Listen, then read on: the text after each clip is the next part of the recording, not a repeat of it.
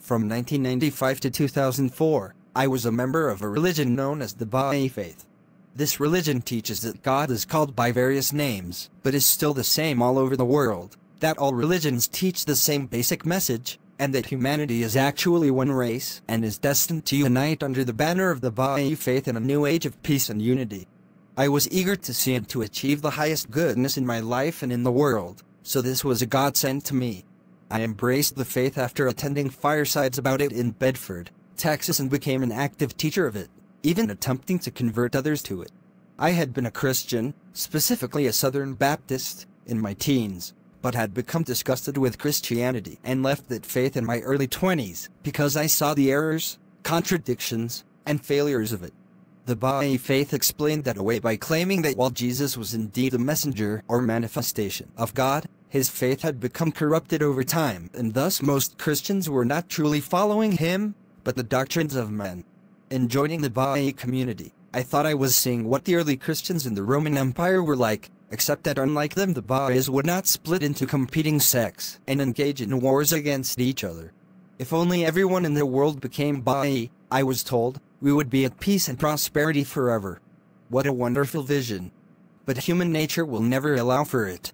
The reason is that the leadership of the Bahai Faith, from its founder, Baha'u'llah, to the Universal House of Justice today, claims to be infallible because it is guided by God. Yet we know that Baha'u'llah, his son Abdul-Baha''s grandson Shaghi Effendi, the guardian of the faith, and the members of the Universal House of Justice were and are all human beings. What evidence do we have that any of them are infallible? None. And if you cannot question the will of the leadership, what do you in fact have? Tyranny. And what does tyranny always lead to, according to history?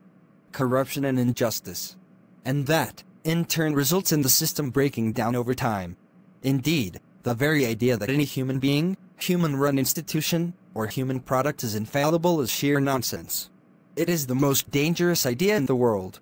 Also, I finally began to see that the Bahai Faith also has errors, contradictions, and failures of its own, despite being less than 200 years old. It was my coming to understand this that finally led me to leave the faith with a heavy heart. So at the end of 2004, realizing that I had to remove myself from that community outright as a matter of honor, I wrote the following to the National Spiritual Assembly of the Baha'is of the United States. After years of investigation and soul-searching, I have finally come to the sad understanding that I could no longer bring myself to believe in Baha'u'llah or any of the institutions established in his name, including the guardianship and the Universal House of Justice. I am totally convinced that the Bahai Faith is doomed to fail in its mission to bring peace, unity, and a golden age to humanity, and I therefore resign from my past membership in the faith. Goodbye. Regretfully, Dale Husband. I composed that letter on my computer and then mailed it in January of 2005. A few weeks later, the National Spiritual Assembly replied that they had accepted my resignation and expressed hope that I would one day decide to return. That looked like denial to me, so I dismissed it and threw away the letter. Then I cut completely all personal ties to the Baha'is in the Fort Worth area. Despite this, I stayed silent about my defection from the Bahai Faith until October 19, 2007, when I posted my first blog entry attacking it. Encouraged by the feedback I got as a result, I stepped up my efforts until I found myself in battle over the years with various members of my former religion, all of whom only showed me why I had no reason for being among them anymore. I have joined the Unitarian Universalist Association and found its principles to be far more enlightened than those of the Baha'is. And better still, they truly live those principles too. First principle, the inherent worth and dignity of every person. Second principle, justice, equity and compassion in human relations. Third principle, acceptance of one another and encouragement to spiritual growth in our congregations. Fourth principle, a free and responsible search for truth and meaning.